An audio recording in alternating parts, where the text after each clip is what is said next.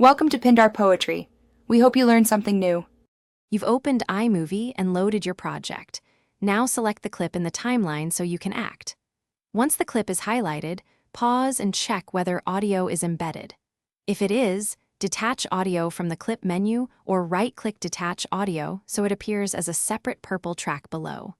Doing this gives you direct control and prevents accidental removal of other clips' audio. Make sure the clip is the only selected item before moving to mute or delete its audio track.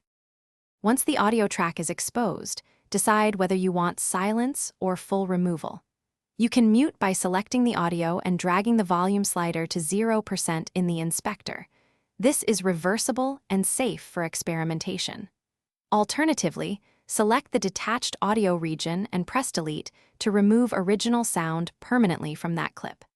Make sure you don't delete audio you might want later. Consider duplicating the project or copying the clip before deletion.